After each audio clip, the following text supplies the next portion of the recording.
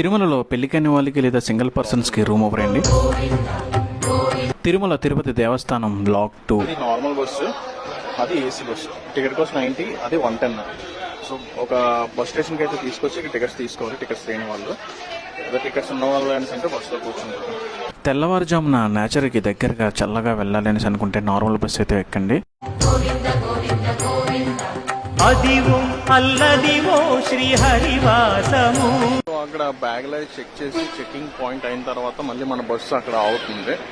So bus ఎక్కి మనం కొండపైకి వెళ్ళిపోదాం. 10,000 శేషుల పడగలమయము.